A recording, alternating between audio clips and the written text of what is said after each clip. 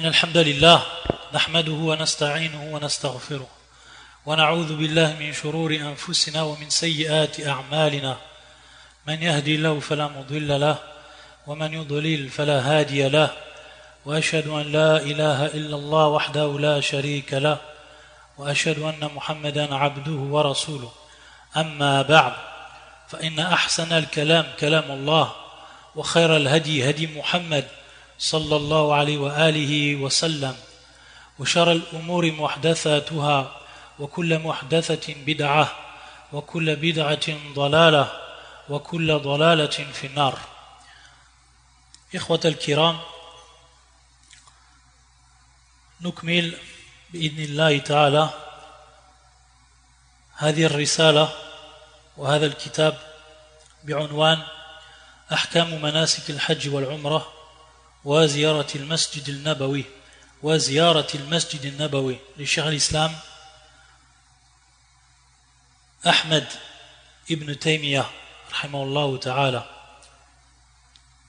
Donc aujourd'hui, bi'idhnillah, nous terminons, et ce sera donc la fin de l'explication de ce livre, Ahkamu Manasik al-Hajj wal-Umrah wa Ziyarat al-Masjid al-Nabawi, du grand cheikh de l'islam Ibn Taymiyyah rahimahullah ta'ala rahmatan wasi'a. Donc on s'était arrêté la dernière fois sur un sujet qui est très, très important et que le cheikh a développé et s'est élargi vu son importance, et qui concerne ce que font beaucoup de gens comme innovation lorsqu'ils sont près des tombes, et plus précisément lorsqu'ils sont près de la tombe du prophète sallallahu alayhi wa sallam, et également ce qu'ils font lorsqu'ils sont dans sa mosquée, et certaines croyances qu'ils ont et qui sont en réalité des croyances qui sont fausses. Le cheikh a insisté sur la mise en garde de tout cela. Fayaqul, donc pour terminer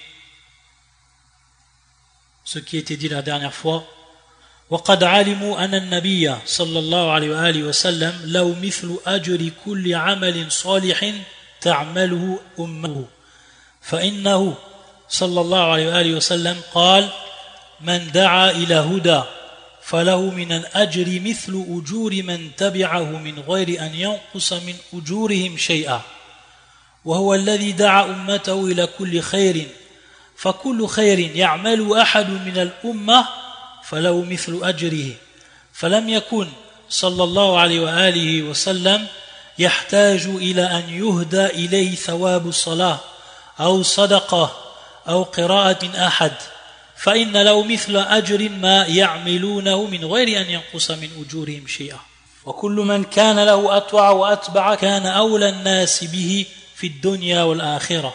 قال تعالى: قل هذه سبيلي أدعو إلى الله على بصيرة أنا ومن اتبعني. Donc le cheikh ici, il nous rappelle, en raison de ce que font certains visiteurs de la mosquée du prophète sallallahu alayhi wa sallam, et qui est en réalité le résultat d'une croyance qu'ils ont, et qui se résume à donner comme présent, comme cadeau au prophète sallallahu alayhi wa sallam, la récompense d'une prière, ou alors le fruit d'une sadaqa, ou alors la récompense d'une lecture, etc. Donc il lit, ou alors il fait l'aumône, ou alors il prie, et la récompense qui est attribuée à cet acte-là, il la donne, il l'offre au prophète sallallahu alayhi wa sallam. Ça, c'est la croyance de certaines personnes, et c'est ce que font certains gens, malheureusement, de par leur ignorance, parmi les musulmans. Le cheikh, donc, il va nous rappeler ici que cela est batil, que cela est totalement faux. Et il va argumenter, bien entendu. Il dit: tous ont su que le prophète sallallahu alayhi wa sallam obtient la même récompense que toute personne parmi sa communauté qui va faire un acte de bien.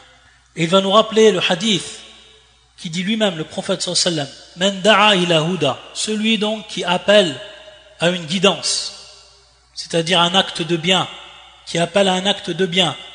Lorsqu'il appelle à cet acte-là, فَلَوْ مِنَ الْأَجْرِ مِثْلُ أُجُورِ مَنْ تَبِعَهُ مِنْ غَيْرِ أَنْ يَنْقُصَ مِنْ أُجُورِهِمْ شَيْئًا.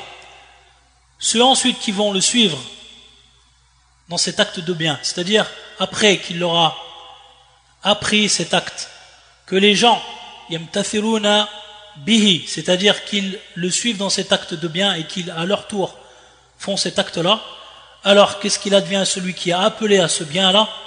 Il obtient la même récompense que leur récompense. Il obtient tout simplement leur récompense, sans même que cette récompense qu'ils ont eux obtenue en soit diminuée. Ça c'est une bouchra, c'est une grande annonce du prophète sallallahu alayhi wa sallam pour sa communauté.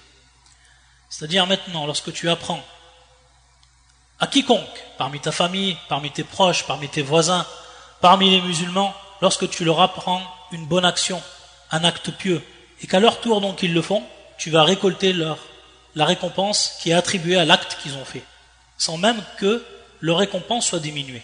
Regardez, hada al-khair. Si par exemple, à ton enfant, tu apprends à faire la prière, tu lui apprends à faire les ablutions, à chaque fois qu'il va faire les ablutions, tu en auras là une récompense. À chaque fois qu'il va prier, tu en auras une récompense, car tu lui as indiqué ce bien, tu lui as appris ce bien. Et ainsi de suite. Donc regardez le bien qui a été mis dans la da'wa, dans l'appel au bien. Ce hadith, bien entendu, qui est rapporté par l'imam Muslim, min hadith Abi Huraira, hadith authentique. Donc ça, c'est une grande motivation qui découle de ce hadith.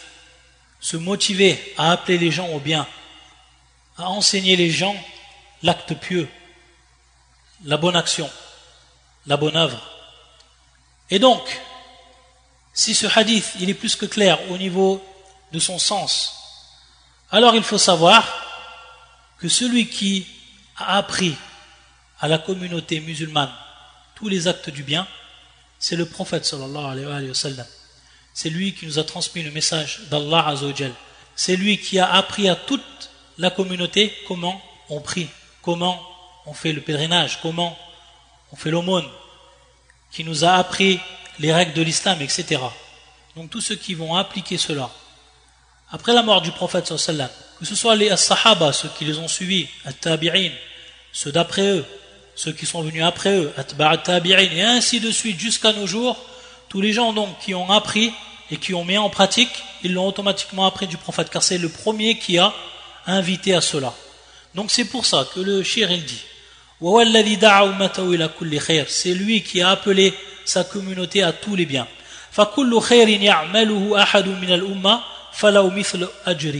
C'est-à-dire donc, par conséquent, tout bien qui va être accompli par une personne de sa communauté, quelle qu'elle soit, alors ce bien-là, il en aura la récompense. Sallallahu alayhi wa sallam. C'est-à-dire donc que le prophète sallallahu alayhi wa sallam n'a pas besoin qu'on lui donne en présent, en cadeau, la récompense d'une prière, ou alors d'une aumône, ou alors d'une lecture, qira'a. فَإِنَّ لَهُ مِثْلَ أَجْرٍ مَا يَعْمِلُونَهُ مِنْ غَيْرِ أَنْ يَنْقُصَ مِنْ أُجُورِهِمْ شَيْئًا. Donc il a la même récompense, sans que leur récompense à eux soit diminuée. Ça donc c'est valable pour le prophète sallallahu alayhi wa sallam, et c'est valable également pour tous ceux qui sont venus après le prophète sallallahu alayhi wa sallam, car ce hadith il est général. Ce hadith il est général, mais le shir, il l'a cité ici, il l'a cité en tant qu'argumentation pour prouver que ce que font certaines personnes, c'est batil, c'est complètement faux. Naam. Il faut savoir que ceux qui sont le plus en droit envers le prophète sallallahu alayhi wa sallam, c'est ceux qui l'ont suivi.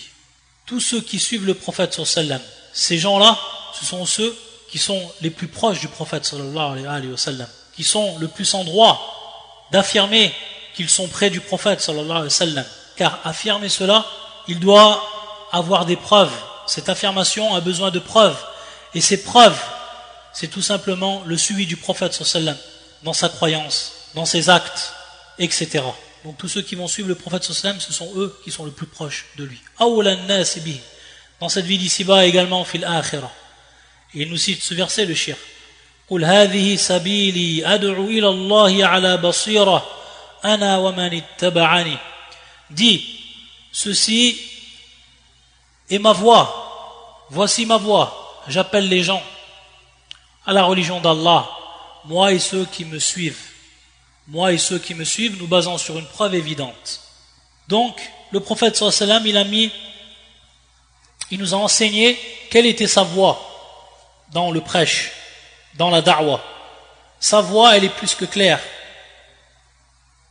On la retrouve à travers la sunna du prophète sallallahu alayhi wa sallam, qu'il nous a laissé en héritage, qu'il a laissé en héritage à toute sa communauté, et qui est présente jusqu'à nos jours, où toute personne qui veut connaître la sunna du prophète sallallahu alayhi wa sallam dans tel ou tel acte, il peut se renseigner auprès des savants, qui sont les héritiers du prophète, ou alors avoir accès au hadith du prophète sallallahu alayhi wa sallam, d'après les livres de la sunna qui nous ont été laissés par les grands savants parmi les gens du hadith, ahlul hadith. Donc il n'a pas d'excuse par rapport à cela. La sunna est bel et bien présente, l'enseignement de cette sunna est bel et bien présent, donc celui qui la veut, il l'obtient. Donc hadith sabil, cette voie-là, elle est présente. Qul hadhi sabili ad'u ila Allah ala basira. Donc cette da'wa qui est faite, cet appel à Allah azza wa jalla, à la religion d'Allah, elle se fait avec science, elle se fait avec des preuves évidentes qui sont prises bien entendu du Coran et de la Sunna. Donc cette voie que tout le monde doit suivre parmi les prêcheurs, parmi les savants, parmi tous ceux qui sont engagés dans la da'wa, ils doivent suivre cette voie du prophète sallallahu alayhi wa sallam et ne pas en dévier. Et donc, ceux qui ont suivi le prophète sallallahu alayhi wa sallam dans cette da'wa, ce sont ceux qui sont les plus proches d'Allah azza wa jalla, dans cette vie d'ici-bas et dans l'au-delà. Et c'est pour ça également que le prophète sallallahu alayhi wa sallam nous rappelle dans ce hadith authentique, hadith qui est rapporté par les deux cheikhs, Al-Bukhari et Muslim dans leur authentique, où le prophète sallallahu alayhi wa sallam yaqul Inna ala abi fulan laysu li bi awliya innama waliyyi Allahu wa salihul mu'minin innama waliyyi Allahu wa salihul mu'minin wa huwa awla bi kulli mu'minin min nafsihi wa huwa al-wasitatu bayna Allah wa bayna khalqihi fi tablighi amrihi wa nahyi wa wa'di wa wa'idihi فالحلال ما حلله والحرام ما حرمه والدين ما شرعه والله هو المعبود المسؤول المستعان به. نعم. Donc le shir il nous dit et il nous rappelle ce hadith du prophète sallallahu alayhi wa sallam où le prophète sallallahu alayhi wa sallam a dit inna ala abi fulan laysu li bi awliya, c'est-à-dire certaines personnes de la famille de mon père ne sont pas considérées comme des proches de moi. Ici le terme awliya que l'on traduit par proche, al-wali. Et al-wali on sait que c'est celui qui est le pieux. C'est celui qui est le pieux, wal muttaqi, at-taqi, as-salih, huwa al-wali. C'est celui donc qui est considéré comme wali, celui donc qui est pieux, celui qui est vertueux. Il nous dit le prophète sallallahu alayhi wa sallam ici que certains de la famille de son père ne sont pas considérés comme proches de lui, awliya, au vu bien entendu de la religion. Et pourquoi cela? Parce que ce sont des gens qui sont loin de la religion, ou qui ne sont même pas musulmans. Donc ils ne sont pas considérés comme awliya, et même s'ils sont proches de par la filiation. Innama waliyyi, celui qui est proche de moi, Allahu wa salihul mu'minun, c'est Allah subhanahu wa ta'ala et les croyants vertueux. C'est Allah subhanahu wa ta'ala et les croyants vertueux. Et comme nous le rappelle l'imam al-Nawawi dans son sharh de l'imam Muslim, du Sahih Muslim, il nous dit يعني فلان هي من بعض الرواة خشي أن يسميه فيترتب عليه مفسدة وفتنة إما في حق نفسي وإما في حقي وحق غيره فكان عنه. C'est-à-dire ici, il n'y a pas eu la citation de celui qui est désigné directement, mais ici, il était cité certains parmi la famille de mon père. Et l'important ici, dans ce hadith, c'est cette parole Innama waliyi Allahu wa salihul mu'minin wa ma'nahu. Le sens donc de cette parole Innama waliyi man kana salihan wa in ba'uda nasabuhu minni. C'est-à-dire celui qui est proche de moi, qui est considéré comme wali, qui est proche de moi, c'est celui qui est pieux. Et même si sa filiation est très loin de moi. وَلَيْسَ وَلِيِّ مَنْ كَانَ غَيْرُ صَالِحٍ وَإِنْ كَانَ نَسَبُهُ قَرِيبًا. Et celui qui n'est pas considéré comme proche de moi, comme wali, c'est celui donc qui n'est pas pieux, et même s'il est proche de moi dans la filiation. وَهُوَ أَوْلَى بِكُلِّ مُؤْمِنٍ مِنْ نَفْسِهِ. Le chéri nous dit donc que le prophète sallallahu alayhi wa sallam, il a priorité sur tout croyant. Cette priorité qui est même au-dessus de la priorité que le musulman ou que le croyant a envers lui-même.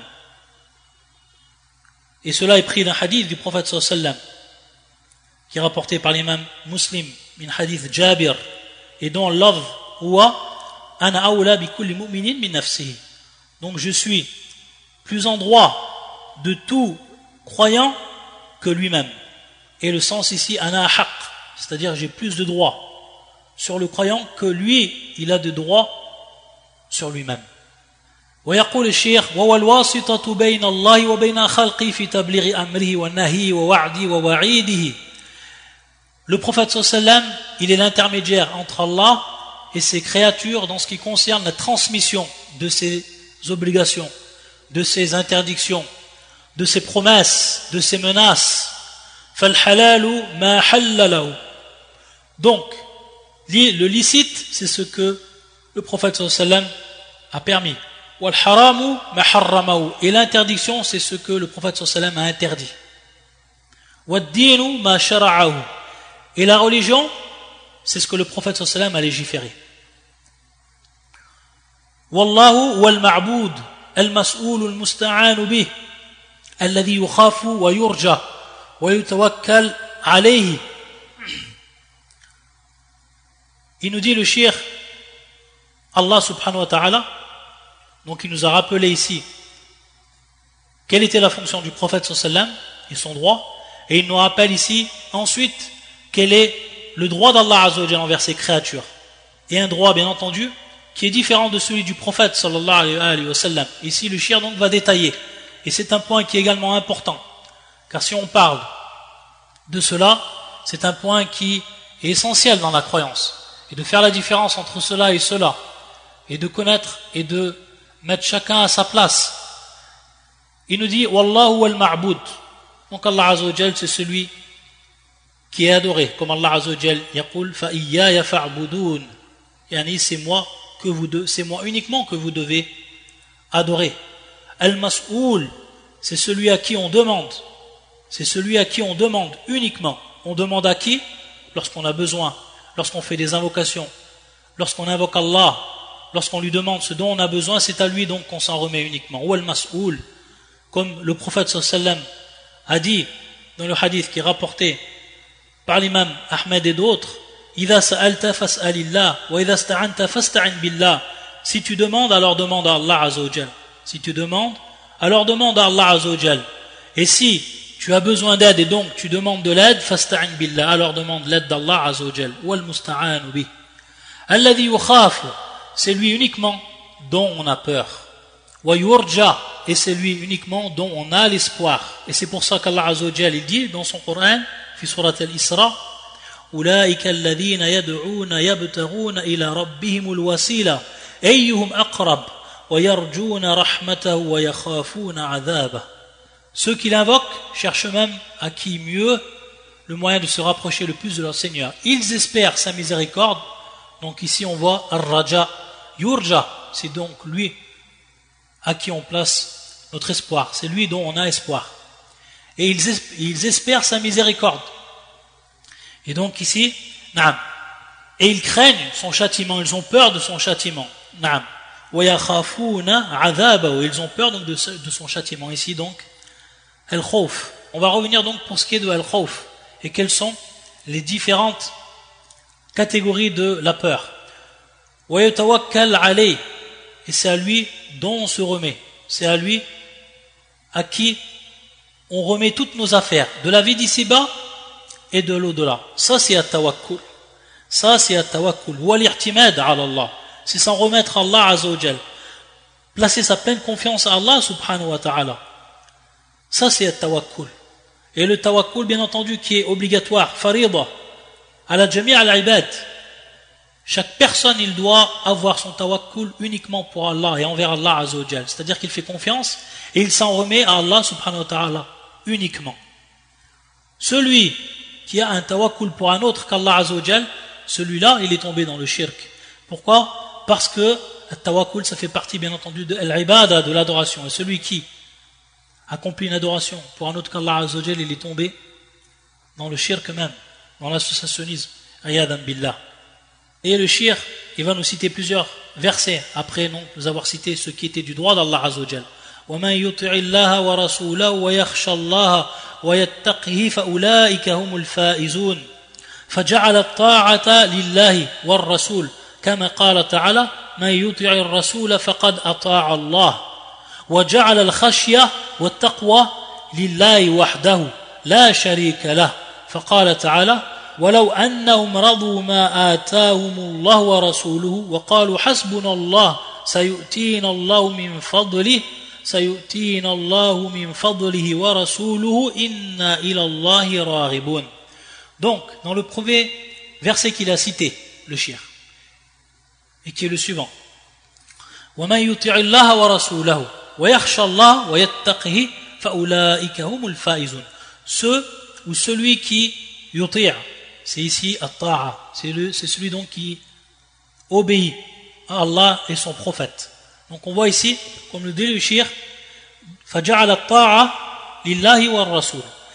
L'obéissance ici, elle a été donnée à Allah et son prophète. Elle a été donnée à Allah et son prophète. Et bien entendu, lorsqu'on dit Allah et son prophète, on sait que l'obéissance au prophète, elle est la conséquence de l'obéissance à Allah.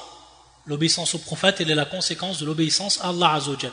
C'est pour ça qu'ici, at-ta'a, c'est un droit qui est Allah Azza wa Jal et qui a ensuite été transmis au prophète sallallahu alayhi wa sallam, car le prophète sallallahu alayhi wa sallam, c'est celui qui transmet d'Allah. Donc, lorsqu'on obéit au prophète sallallahu alayhi wa sallam, c'est comme si on obéit à Allah. C'est comme si on obéit à Allah. Car Allah lui-même nous a ordonné d'obéir au prophète. Et que le prophète n'ordonne et n'interdit que parce qu'Allah Azza wa Jal lui a révélé. C'est pour ça donc que Ta'a ici, elle a été annexée à Allah, elle a été annexée également au prophète sallallahu alayhi wa sallam. Par contre, pour ce qui est de Al-Khashya et pour ce qui est de Taqwa, elle a été uniquement annexée à Allah parce que c'est un droit qui est unique à Allah. C'est pour ça qu'il a dit ensuite, Allah subhanahu wa ta'ala dans la suite du verset, après avoir dit وَمَا يُطِعِ اللَّهَ وَرَسُولَهُ وَيَخْشَى اللَّهَ وَيَتَّقْهِ فَأُولَٰئِكَ هُمُ الْفَائِزُونَ. C'est-à-dire celui qui craint Allah et celui qui est pieux envers Allah Azza wa Jal, qui a la peur d'Allah, qui a la crainte d'Allah Azza wa Jal, فَأُولَٰئِكَ هُمُ الْفَائِزُونَ. Ce sont eux les gagnants. Ce sont eux les gagnants. Donc, ici, il est plus que clair que lorsqu'on a parlé de l'adoration qui est ici relaté à travers al-khashya wa taqwa, ça a été uniquement cité pour Allah Azza wa Jal. C'est pour ça qu'il dit وَجَعَلَ الْخَشْيَ وَالتَّقْوَى لِلَّهِ وَحْدَهُ لَا شَرِيكَ لَهُ. Il a placé donc la khashya, donc la crainte d'Allah Azza wa Jal, la taqwa, la piété envers Allah Azza wa Jal, la crainte également qu'on peut traduire de même, il l'a uniquement placé pour Allah Azza wa Jal, unique, seul, sans même qu'il y ait un associé dans cela. Et c'est pour ça que dans l'autre verset également on retrouve de même وَلَوْ أَنَّهُمْ رَضُوا مَا آتَاهُمُ اللَّهُ وَرَسُولُهُ وَقَالُوا حَسْبُنَا اللَّهُ سَيُؤْتِينَ اللَّهُ مِنْ فَضْلِهِ وَرَسُولُهُ إِنَّا إِلَى اللَّهِ رَاغِبُونَ.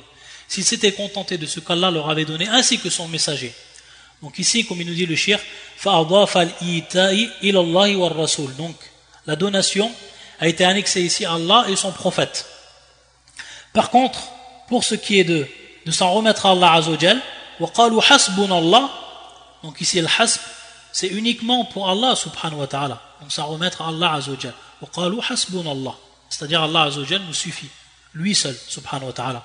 سَيُؤْتِينَ اللَّهُ مِنْ فَضْلِهِ وَرَسُولُهُ إِنَّا إِلَى اللَّهِ رَاغِبُونَ.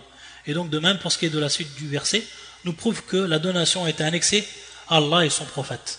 Bientôt Allah nous accordera sa faveur, de même que son messager. C'est vers Allah que va tout notre désir. Et de même, dans ce verset, وَمَا أَتَاكُمَ الرَّسُولُ فَخُذُوا وَمَا نَهَاكُمْ عَنْهُ فَانْتَهُوا. Donc de même pour ce qui est du fait de prendre de ce que le prophète sallallahu alayhi wa sallam nous a apporté, c'est-à-dire avec tout ce qui est venu le prophète sallam dans la religion, on doit le prendre comme tel. Fakhudhu. Et ce qui nous a interdit dans la religion, alors on doit s'en abstenir. Prenez ce que le messager vous donne et ce que vous interdit, abstenez-vous-en. Donc il nous dit le shir, فَلَيْسَ لِأَحَدٍ أَنْ يَأْخُذَ إِلَّا مَا أَبَاحَ اللَّهُ وَرَسُولُهُ. Donc chaque personne doit prendre ce que Allah et son prophète lui ont rendu permis.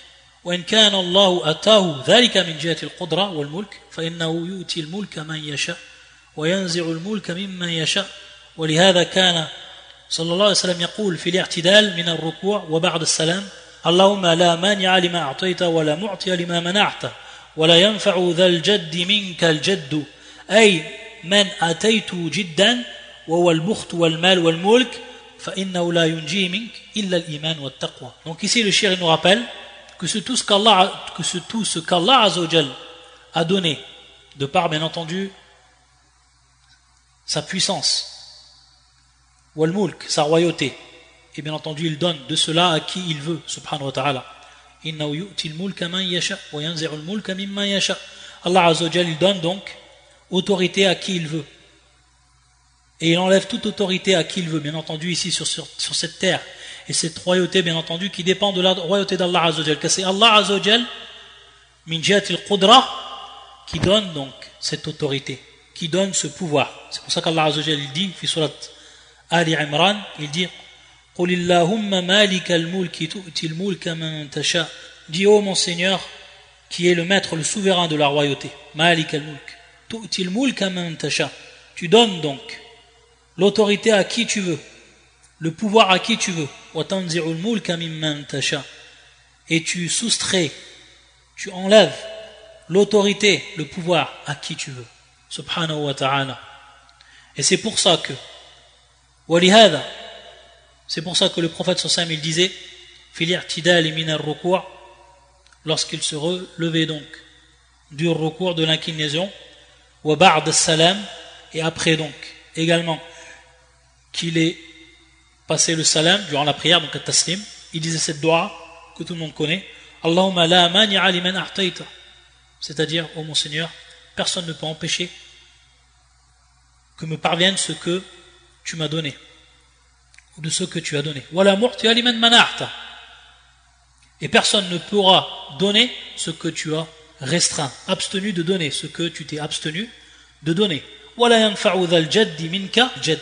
Et il nous explique donc cette dernière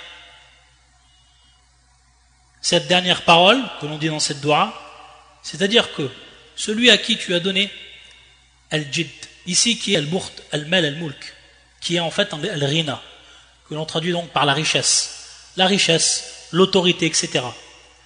فَإِنَّهُ لَا يُنْجِيهِ مِنْكَ, c'est-à-dire Allah Azza wa Jal, s'il donne l'autorité à une personne, s'il donne la richesse à une personne, cette richesse, cette autorité, min jihad al-qudra, qui vient de la part d'Allah Azza wa Jal, cette autorité, cette richesse, etc., ne pourra jamais te sauver d'Allah Azza wa Jal, ne pourra jamais te sauver d'Allah subhanahu wa ta'ala, de son châtiment, l'au-delà, si tu n'as pas été parmi les pieux, si tu n'as pas été parmi ashab al-iman, ahl al-iman, si tu n'as pas fait partie des gens de la foi.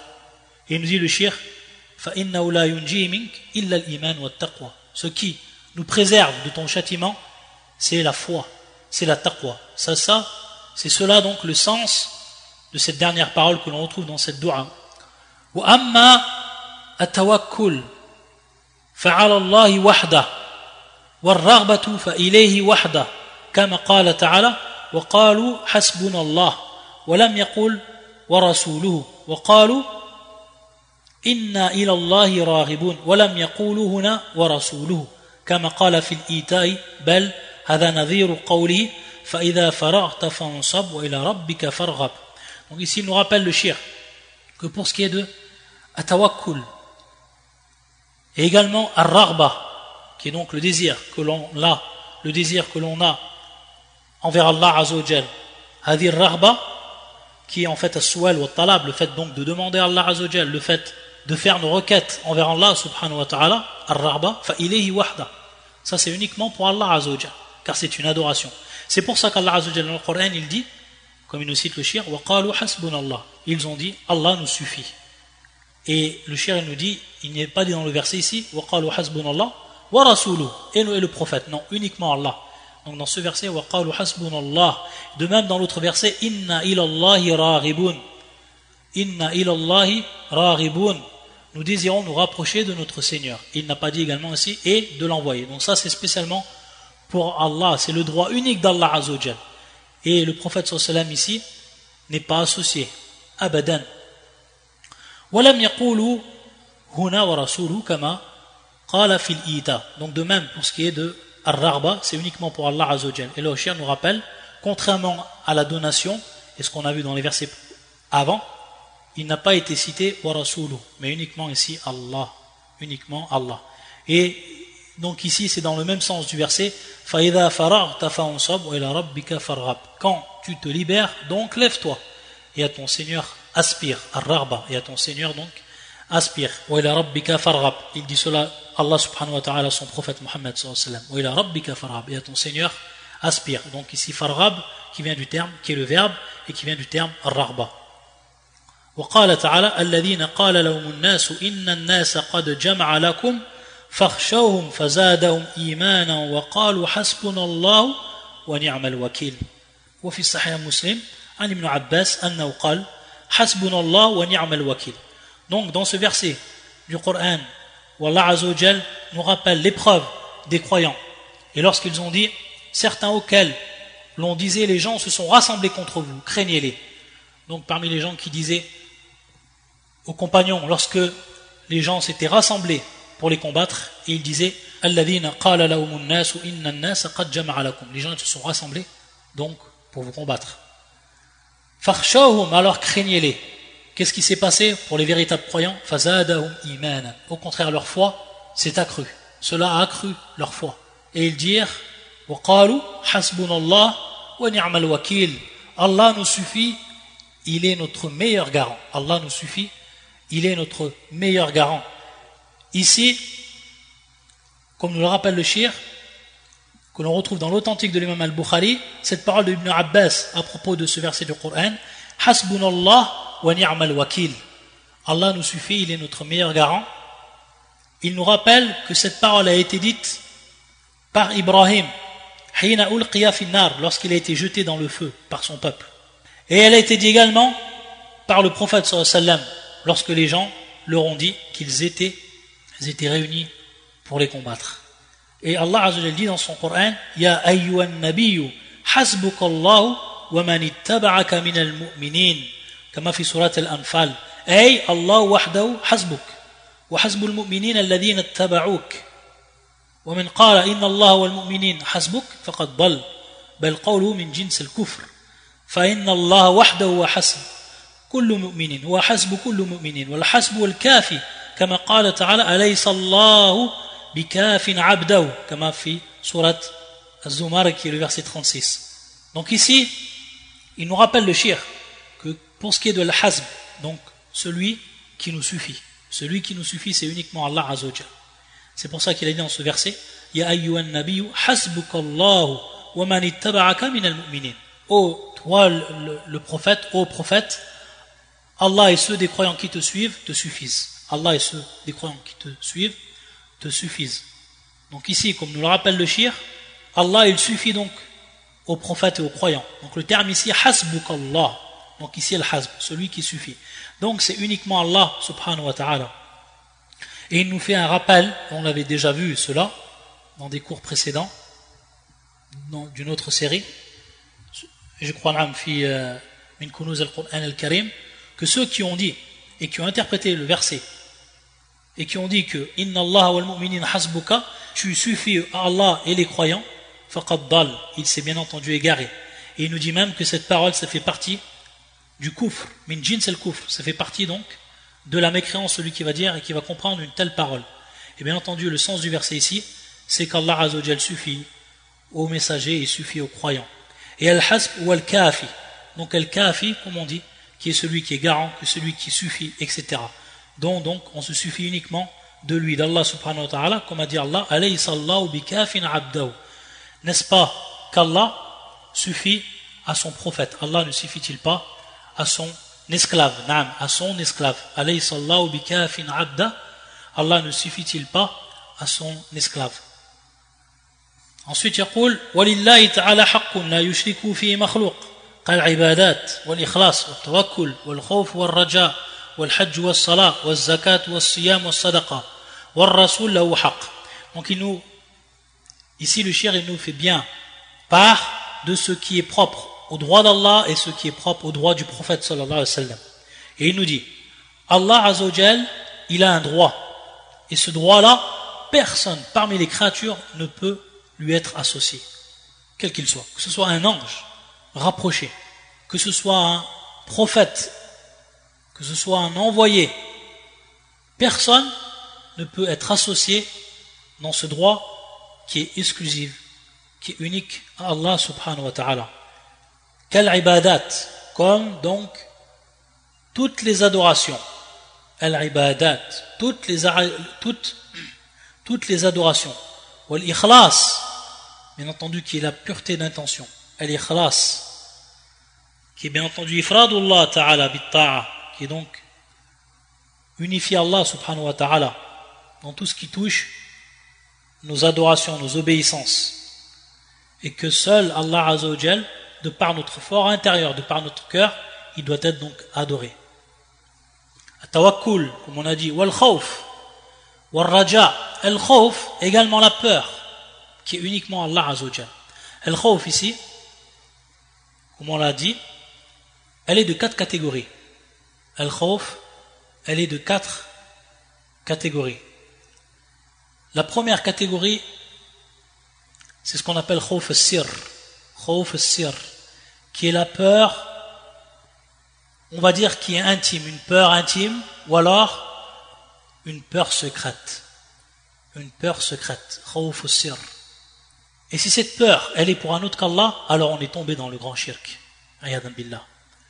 Comme la personne qui a peur d'un autre qu'Allah, qui a peur qu'il l'atteigne par une maladie, qu'il l'atteigne par une pauvreté, ou alors qu'il le tue. Et cela, bien entendu, de par sa puissance et de par sa volonté. Celui qui croit, ou celui qui a la peur, cette peur secrète qui se trouve dans le cœur, qui a la peur d'un autre qu'Allah, alors il est tombé dans le grand shirk. Et que cette peur-là soit ressentie envers cette créature de manière directe ou alors de manière indirecte, c'est-à-dire donc qu'il ait peur de cette créature bishafa'a, c'est-à-dire qu'il a peur que cette créature intercède auprès d'Allah Azza wa Jal et qu'il soit donc la cause de son malheur, qu'il ait donc la capacité de l'atteindre en faisant al-shafa'a, l'intercession auprès d'Allah Azza wa Jal, qu'il ait la capacité donc de l'atteindre de par un malheur, de par une maladie, etc. Ou alors que ce soit directement, qu'il ait donc la peur directe que lui-même, sans même passer par Allah subhanahu wa ta'ala, qu'il ait donc la capacité de l'atteindre par une maladie qui lui cause tort, malheur, etc. Ça, bien entendu, khawf al-sir, la peur secrète, ça va être uniquement voué à Allah Azza wa Jal. C'est voué à un autre qu'Allah, c'est du grand politisme, al-shirk al-akbar, ayadan billah. La deuxième catégorie de peur, c'est cette peur qui se traduit par le fait qu'une personne délaisse un acte de bien, que ce soit le djihad, le combat, ou alors al-amr bil ma'ruf wa nahy anil munkar, l'obligation ou l'ordre, ordonner le bien et réprimander le mal, sans une cause donc qui est valable, et uniquement à cause de la peur des gens. Hada muharram, ça c'est interdit. Que la personne délaisse ce qui lui incombe comme djihad, ou alors comme interdire un mal ou comme ordonner un bien, ou il le délaisse uniquement à cause de la peur qu'il ressent par rapport aux gens, par rapport à ce qu'ils vont dire, par rapport à leur réaction, etc. Fahada muharram. Ça c'est interdit. Ça c'est strictement interdit. La personne ne doit pas avoir peur lorsqu'il va faire donc cet acte de bien des gens, de ce qu'on va dire les gens et de ce qu'ils peuvent, de leur réaction. Al-Thalith, la troisième donc, c'est la peur de la menace d'Allah Azza wa Jal. Cette menace qu'il a citée dans le Coran et qu'il a citée à travers la langue du prophète sallallahu dans ses hadiths sallallahu alayhi wa sallam. Cette peur-là, c'est une peur bien entendu qui est demandée. C'est une peur même qui est obligatoire et dont toute personne doit avoir peur. Tout croyant doit avoir peur. Il a la peur de quoi? Du châtiment d'Allah Azza wa Jal. Il a la peur de cette menace qu'elle devienne réelle contre lui. ذَلِكَ لِمَنْ خَافَ مَقَامِ وَخَافَ وَعِيدٍ. Et donc qui a eu peur de ma menace. وَهَذَا الْخَوْفُ مِنْ أَعْلَى مَرَاتِبِ الْإِيمَانِ. Cette peur-là, c'est ce qui représente le plus haut degré de la foi. Si la personne elle concrétise réellement cette peur, qu'elle a réellement peur du châtiment d'Allah Azza wa Jalla, automatiquement elle va obtenir une foi qui est grande. Et ça va être le résultat de son écartement total de ce que Allah Azza wa Jalla et son prophète ont interdit. C'est pour ça qu'il dit, Cheikh al-Islam ibn Taymiyyah, هذا الخوف ما حجزك عن معاصي الله.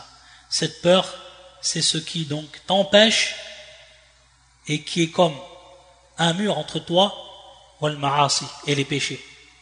Et ensuite la dernière catégorie c'est al-khawf at-tabi'i, c'est-à-dire donc la peur naturelle, comme la personne qui a peur d'un ennemi ou alors qui a peur d'un animal sauvage, d'un animal féroce.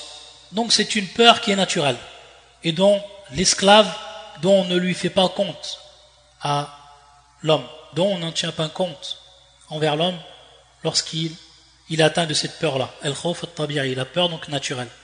Et à titre d'exemple, ce qui est cité dans le Coran, lorsque Moussa avait fui la ville lorsqu'il avait tué une personne, et qu'Allah Azza wa Jalla dit dans son Coran, fi surat al-Qasas, فَخَرَجَ مِنْهَا خَائِفًا يَتَرَقَّبْ. Donc il est sorti d'elle, de cette ville-là, khaifan, il a peur. Donc il avait peur de qui? De al-adou, des ennemis qui voulaient donc le rattraper et le tuer. Khaifan yataraqqab. Donc il se retournait, il surveillait autour de lui. Il nous dit le shir également al-raja, donc l'espoir. Al-hajj was-salah was-zaka was-siyam was-sadaqa, donc tous les actes al-zahira, les actes apparents, qui sont le pèlerinage, qui sont la prière, qui sont l'aumône, qui sont le jeûne, qui sont l'impôt rituel, etc. Tout cela, donc, c'est pour uniquement le droit d'Allah Azza wa Jal.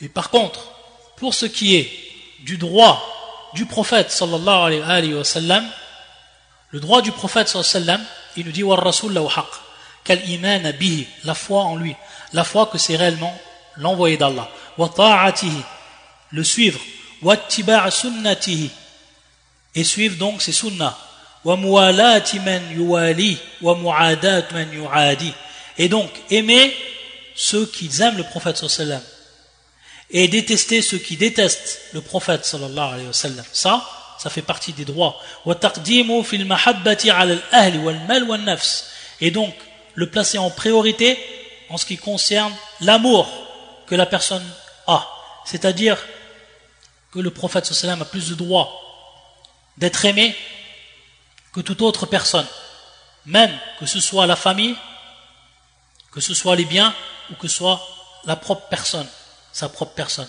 C'est-à-dire donc que l'homme, le croyant, le véritable croyant, c'est celui qui met en priorité l'amour du prophète sallallahu alayhi wa sallam. Il la met en priorité sur l'amour qu'il a envers sa famille, envers ses biens et envers sa propre personne. Comme le prophète sallallahu alayhi wa sallam a dit, وَالَّذِي نَفْسِ بِيَدِي لَا يُؤْمِنُ أَحَدُكُمْ حَتَّى أَكُونَ أَحَبَّ إِلَيْهِ مِنْ وَلَدِهِ وَوَالِدِهِ وَالنَّاسِ أَجْمَعِينَ. C'est-à-dire par celui qui détient mon âme entre ses mains, personne ne croira parmi vous tant que je ne serai pas le plus aimé auprès de vous. Plus aimé que vos enfants, que votre enfant, que vos pères ou que votre père et des gens tout entiers, c'est-à-dire l'ensemble des gens. بل يجب تقديم الجهاد الذي أمر به على هذا كله كما قال تعالى. Il nous dit le shir, il est même obligatoire de rendre le djihad, donc cette guerre sainte prioritaire, sur toute chose, cette guerre sainte dont on nous a ordonné, comme Allah Azza wa Jalla yaqul, قل إن كان آباؤكم وأبناؤكم وإخوانكم وأزواجكم وعشيرتكم وأموال اقترفتموها وتجارة تخشون كسادها ومساكن ترضونها أحب إليكم من الله ورسوله وجهاد في سبيله فتربصوا حتى يأتي الله بأمره والله لا يهدي القوم الفاسقين. Dit, si vos pères, vos enfants, vos frères, vos épouses, vos clans, les biens que vous gagnez, le négoce dont vous craignez le déclin et les demeures qui vous sont agréables, sont plus chers qu'Allah, son messager et la lutte dans le sentier d'Allah, alors attendez qu'Allah fasse venir son ordre. Et Allah ne guide pas les gens pervers. وبسط ما في هذا المختصر وشرحه مذكور في غير هذا الموضع. C'est-à-dire donc ce qui était cité ici, ça a déjà été développé dans d'autres endroits. والله سبحانه وتعالى أعلم وصلى الله وسلم على سيدنا محمد وآله وصحبه والحمد لله رب العالمين. Donc ici le cheikh, il termine cette risala et donc ce livre concernant la jurisprudence du hajj par cette dua. Allah Azza wa Jalla, il est le plus savant et qu'Allah prie sur le prophète sallallahu alayhi wa sallam ainsi que sa famille et ses compagnons. Walhamdulillahi Rabbil Alamin. Et que la louange soit à Allah, le Seigneur des mondes. Donc on a terminé de par cela l'explication du livre Ahkam Manasik al-Hajj wal-Umrah wa Ziyarat al-Masjid al-Nabawi li Cheikh al-Islam Ibn Taymiyyah. Subhanaka Allahumma wa bihamdika ashhadu an la ilaha illa anta astaghfiruka wa atubu ilayk.